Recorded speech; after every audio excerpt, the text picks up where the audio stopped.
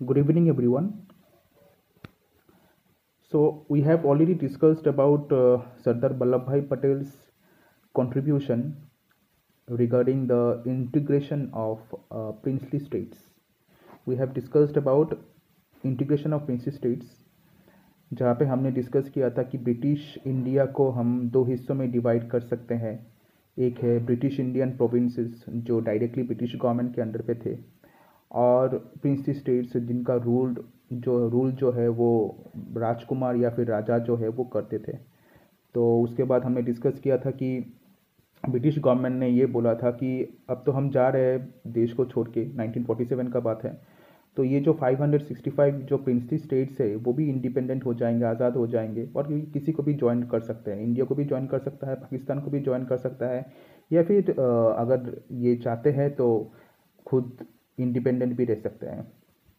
उसके बाद हमने देखा कि ट्रेवनकोर का जो रूलर है और हैदराबाद का जो रूलर है उन्होंने अपना इंडिपेंडेंस डिक्लेयर किया था।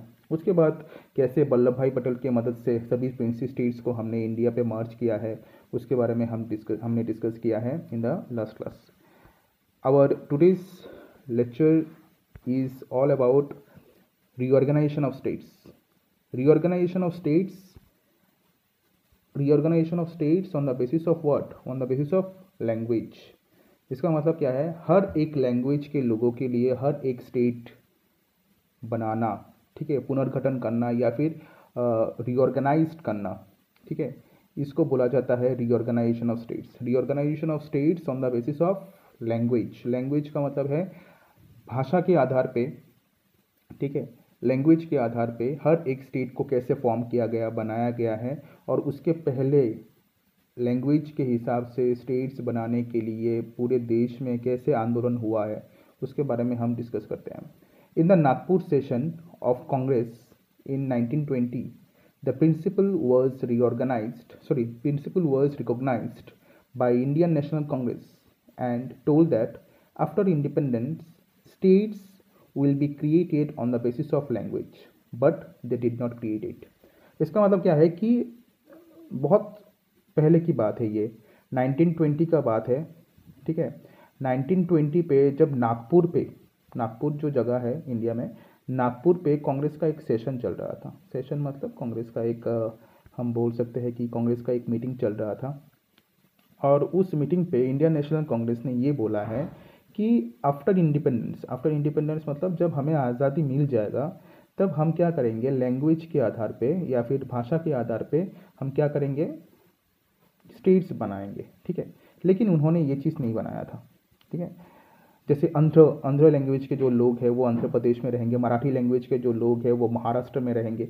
ऐसे लैंग्वेज के हिसाब से हम क्या करेंगे, स्टेट्स बनाएंगे। ये कांग्रेस ने बोला था नागपुर सेशन में, 1920 पे बोला गया था, ठीक है। लेकिन फिर भी उन्होंने ये चीज़ नहीं बनाया था। This decision of the national leadership was challenged by the local leaders and the people. तो मतलब क्या है कि लोकल लीडर्स का मतलब क्या है कि हर एक स्टेट का अपना खुद का जो लीडर होता है, उन्होंने इस चीज़ को चैलेंज किया, क्रिटिसाइज़ किया एक्चुअली कांग्रेस को कि तुमने ये प्रॉमिस किया था लेकिन फिर भी तुमने नहीं बनाया। पीपल जो है, लोगों ने भी क्या किया है, क्रिटिसाइज़ किया है कांग्रेस को और बोला है कि ये तो प्रॉमिस किया गया था नागपुर सेशन पे, लेकिन आज़ादी तो मिल चुका है, लेकिन अभी तक कोई भी लैंग्वेज के आधार पे स्टेट्स बनाया नहीं गया है। प्रोटेस्ट स्टार्ट हो गया है, विरोध जो है वो स्टार्ट हो गया था तमिलनाडु पे and parts of Andhra Pradesh. Tamil Nadu पे प्रोटेस्ट चल रहा था इस चीज़ को लेके, और आंध्र प्रदेश के कुछ हिस्सों पे, केरला के कुछ हिस्सों पे, कर्नाटका में इस चीज़ों को लेके प्रोटेस्ट चल रहा था, ठीक है। पोत्ती श्रीरामुलु जो है वो कौन है, वो है एक Congress leader and veteran Gandhian. वो एक गांधीयन भी है, मतलब गांधी जी को फॉलो करते थे। वो went on an indefinite fast that led to his death after 56 days. Potti Sriramulu जो है उनके बारे में क्लास 8 पे शायद ऑलरेडी हमने डिस्कस किया था कि उन्होंने आंध्र प्रदेश स्टेट के लिए, ठीक है, आंध्र प्रदेश एक स्टेट बनना चाहिए जहाँ पे आंध्र लोग जो है वो रहेंगे, हाँ, लैंग्वेज के हिसाब से स्टेट बनना चाहिए। उसके लिए उन्होंने क्या किया था, फास्ट किया था। फास्ट किया था मतलब क्या है कि फास्ट करके प्रोटेस्ट करना, जैसे होता है ना सत्याग्रह, जैसे महात्मा गांधी ने सत्याग्रह आंदोलन किया था, ऐसे ही पोत्ती श्रीरामुलु ने फास्ट करके आंदोलन किया था कि 56 डेज तक उन्होंने फास्ट जो है, उपवास करके उन्होंने ये आंदोलन किया था। और उन्होंने आंदोलन इसलिए किया था ताकि लैंग्वेज के हिसाब से स्टेट्स बनाया जा सके। दिस कॉस्ट, लेकिन 56 डेज बाद फास्ट करते हुए उनका देहांत हो जाता है, उनका मृत्यु हो जाता है, ठीक है। This caused great violence occurred in the Andhra region. और उनके मृत्यु होने के बाद, उनका डेथ होने के बाद आंध्र प्रदेश जो रीजन है, ठीक है, आंध्र प्रदेश जो जगह है, आंध्र जो जगह है, वहाँ पे बहुत ज़्यादा वायलेंस देखने को मिला था, हिंसा जो है वो देखने को मिला था। The central government appointed a state reorganisation commission in 1953 to look into the question of redrawing the boundaries of the states. उसके बाद सेंट्रल गवर्नमेंट ने ये डिसाइड किया, नहीं, अभी हमें एक स्टेट रीऑर्गेनाइजेशन कमीशन बनाना होगा, ठीक है, एसआरसी का मतलब क्या है, states reorganisation commission. States reorganisation commission का मतलब क्या है, एक ऐसा कमीशन जिस कमीशन के पास पावर है कि वो स्टेट्स को बनाए on the basis of language, ठीक है। तो स्टेट्स रीऑर्गेनाइजेशन कमीशन को बनाया गया 1953 पे, और उनको ये बोला गया कि प्लीज़ आप देखिए कि कैसे स्टेट्स के जो बाउंड्रीज होते हैं, हर एक स्टेट का अपना खुद का एक बाउंड्री होता है, तो इन स्टेट्स के बाउंड्री को हम कैसे रीड्रॉ कर सकते हैं। रीड्रॉ मतलब क्या है, पहले हमने ऑलरेडी ड्राइंग किया हुआ है, उसके बाद फिर से रीड्रॉ करना, ठीक है, मतलब रीऑर्गेनाइज करना या फिर पुनर्गठन करना, ये सब बोल सकते हो। The commission in its report accepted on the basis of on which basis states should be formed and how many. तो कमीशन ने अपना रिपोर्ट दिया, और रिपोर्ट पे कमीशन ने ये बोला कि किसके ऊपर डिपेंड करके या फिर कौन से बेसिस के, किसके ऊपर भित्ति करके हम स्टेट्स को बनाएंगे और कितने स्टेट्स बनेंगे लैंग्वेज के हिसाब से, ठीक है। The states reorganisation act was passed in 1956। उसके बाद पार्लियामेंट ने स्टेट रीऑर्गेनाइजेशन एक्ट मतलब लॉ जो है पास किया है 1956 पे। This led to the creation of 14 states and 6 union territories. और उसके बाद 14 स्टेट और 6 यूनियन टेरिटरी जो है वो बना है। तो आज हम बोल सकते हैं कि लैंग्वेज के हिसाब से जो, जैसे आसामीज लैंग्वेज, ठीक है, बिहारी लैंग्वेज के लोग जो है वो लोग रहते हैं, ठीक है, महाराष्ट्र जो है वहाँ पे मराठी लोग रहते हैं। तो ऐसे लैंग्वेज के हिसाब से जो स्टेट्स बनाया गया था 1956 के बाद, 14 स्टेट्स एंड 6 यूनियन टेरिटरीज बनाया गया था स्टेट रीऑर्गेनाइजेशन कमीशन के अंडर पे। Creation of new states, Maharashtra and Gujarat are created in 1960 from Bombay से अलग करके, ठीक है, बॉम्बे से अलग करके महाराष्ट्र एंड गुजरात को बनाया गया था। मतलब क्या है कि महाराष्ट्र और गुजरात जो है वो पहले बॉम्बे के अंडर पे आता है। तो महाराष्ट्र एंड गुजरात जो है बॉम्बे से अलग करके उनको बनाया गया 1960 पे। इन 1966 from Punjab, Haryana, Himachal Pradesh were created. 1956 पे पंजाब से अलग करके हरियाणा एंड हिमाचल प्रदेश जो है, हिमाचल प्रदेश को बनाया गया। Meghalaya was carved out of Assam in 1972। Meghalaya जो है वो पहले आसाम के अंडर पे था, तो मेघालय को आसाम से बाहर निकाल के और एक अलग इंडिपेंडेंट स्टेट बनाया गया 1972 पे। Manipur and Tripura are also created in 1972। Manipur और त्रिपुरा जो है वो पहले एक यूनियन टेरिटरी थे, लेकिन उसके बाद 1972 पे मणिपुर एंड त्रिपुरा को क्या बनाया गया, स्टेट बनाया गया। 3 states Chhattisgarh, Uttarakhand, Jharkhand are created in 2000। 3 state बनाया गया, छत्तीसगढ़, उत्तराखंड, झारखंड, ये तीनों स्टेट को बनाया गया 2000 पे। तेलंगाना जो है उसको बनाया गया था 2014 पे। तो ऐसे ही बहुत सारे स्टेट्स जो है वो बनाया गया था। लेकिन याद रखना, सबसे पहला स्टेट यहाँ पे लिखा नहीं है, सबसे पहला state on the basis of language was created in 1953 I think after the death of Potti Sriramulu. Andhra Pradesh was the first state that was created on the basis of language in the year 1953, शायद 53 या फिर 54 होगा, वो मैं एक बार देख लेना। तो ऑलरेडी चैप्टर में है, चैप्टर जब डिस्कस करेंगे तब ऑलरेडी मिल जाएगा। तो ऐसे ही ऐसे स्टेट्स बनाया गया है। बॉम्बे से अलग करके महाराष्ट्र एंड गुजरात को 1960 पे बनाया गया था। पंजाब से अलग करके हरियाणा एंड हिमाचल प्रदेश को बनाया गया था। मेघालय को असम से निकाल के 1972 पे बनाया गया था। मणिपुर एंड त्रिपुरा पहले यूनियन टेरिटरी था, उसके बाद 1972 पे उनको स्टेटहुड दिया गया। स्टेटहुड मतलब क्या है, वो अभी स्टेट्स है, राज्य है, यूनियन टेरिटरी नहीं है। केंद्र शासित अंचल যেটা আমরা কই বাংলায়, it was not union territory. Manipur and Tripura जो है उनको 1972 पे स्टेट बनाया गया। Chhattisgarh, Uttarakhand, Jharkhand, these states are created in 2000 and Telangana state जो है उसको बनाया गया है 2014 पे। ठीक है, तो उसके साथ ही ये चैप्टर खत्म हो जाता है हम लोग का, और कुछ नहीं है इस चैप्टर में basically. Thus we can say that linguistic states accepted the principle of diversity. जब लैंग्वेज के हिसाब से स्टेट्स बनाया गया है तो सभी स्टेट्स ने ये एक्सेप्ट किया है कि India is a diverse country. Diversity को एक्सेप्ट करके ही सभी स्टेट्स को फॉर्म किया गया था। ठीक है, डाइवर्सिटी का मतलब क्या है कि इंडिया में different religion, different culture, different language के लोग रहते हैं। India adopted democracy and is successfully working as the largest democratic country in the world in spite of having different cultures, language and different types of states।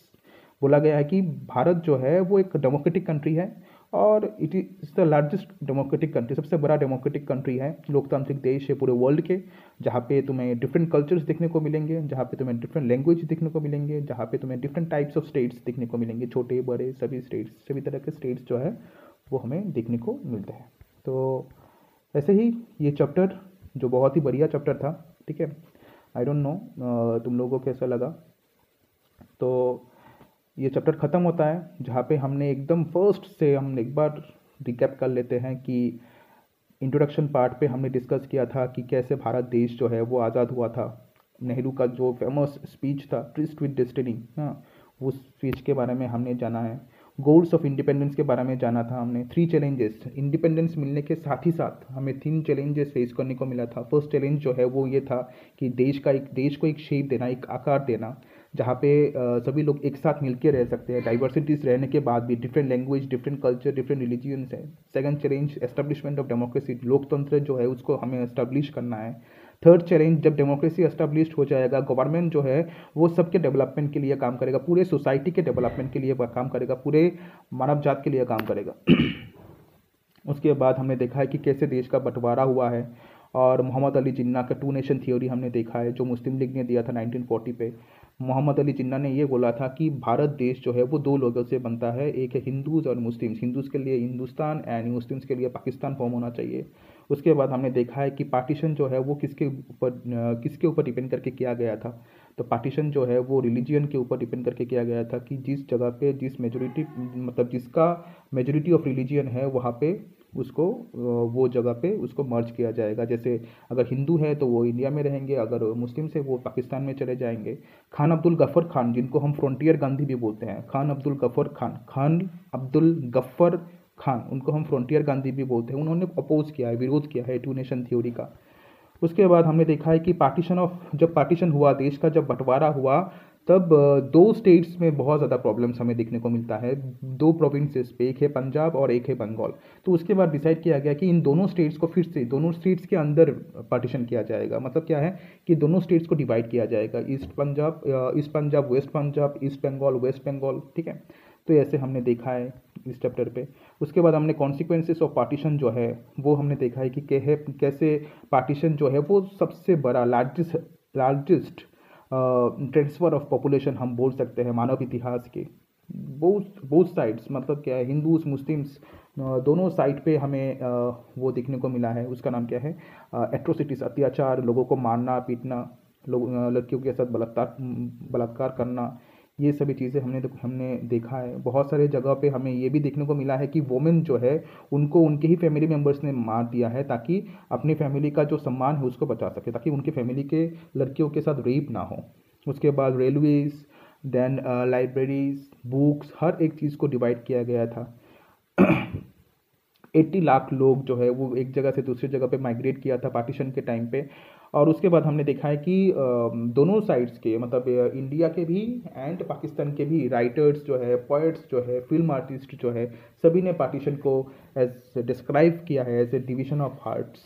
ठीक है, उसके बाद हमने देखा है कि integration of princely state, Bharat जो आज हमने कल के क्लास पे हमने देखा था, और मैंने आज भी थोड़ा उसको रिवीजन दिया है, रिवाइज किया है कि प्रिंसली स्टेट्स जो है कैसे हमारे भारत के साथ मार्च हुआ है और उनमें सरदार वल्लभ भाई पटेल का कंट्रीब्यूशन क्या था उसके बारे में हमने देखा है। एक चीज़ याद रखना कि वल्लभ भाई पटेल को 3 स्टेट से बहुत ज़्यादा प्रॉब्लम हुआ था, ठीक है। एक है हैदराबाद, एक है जूनागढ़ और एक है कश्मीर, ठीक है। उसके बाद हमने देखा है कि रीऑर्गेनाइजेशन ऑफ स्टेट्स, जो आज के क्लास में हमने देखा है कि कैसे स्टेट्स को लैंग्वेज के हिसाब से बनाया गया है, ये हमने देखा है। और सबसे इम्पोर्टेंट कंट्रीब्यूटर जो है लैंग्वेज के हिसाब से स्टेट्स बनाने में वो था पोत्ती श्रीरामुलु का, ठीक है। पोत्ती श्रीरामुलु जो है उन्होंने 56 डेज तक फास्ट किया है, तब उनका मतलब मृत्यु हो जाता है। और उसके बाद सेंट्रल गवर्नमेंट जो है वो एक कमीशन बनाता है 1953 पे, आई गेस 1953 पे सेंट्रल गवर्नमेंट जो है वो एक कमीशन बनाता है। और उस कमीशन जो है वो उस कमीशन के आधार पे एक एक्ट पास किया जाता है पार्लियामेंट के द्वारा। एक्ट मतलब लॉ, कानून पास किया जाता है 1956 पे, और 14 स्टेट और 6 यूनियन टेरिटरीज जो है वो बनाया जाता है। तो उसके बाद महाराष्ट्र, गुजरात, देन पंजाब, हरियाणा, पंजाब तो पहले ही बन चुका था, हरियाणा, हिमाचल प्रदेश, देन मेघालय, तब मणिपुर, त्रिपुरा, छत्तीसगढ़, उत्तराखंड, झारखंड, तेलंगाना और बहुत सारे ऐसे स्टेट्स हैं जो बनाया गया था उस टाइम पे। तो उसके बाद हमने देखा कंक्लूजन पे कि भारत जो है वो वर्ल्ड का सबसे लार्जेस्ट डेमोक्रेटिक कंट्री है, successfully working as a democratic country in spite of having different cultures, different languages, different types of states, we are successful. In मतलब बोल सकते हैं कि we are successful in case of having a largest democratic country. So bye bye, एक बार देख लेना अच्छे से। नेक्स्ट हम लोग का अभी जब क्लासेस स्टार्ट हो जाएगा, क्लासेस स्टार्ट होने के बाद डायरेक्ट हम चैप्टर से स्टार्ट करेंगे। पहले तो मैं क्वेश्चन पूछूंगा सबको, उसके बाद will start from the chapter.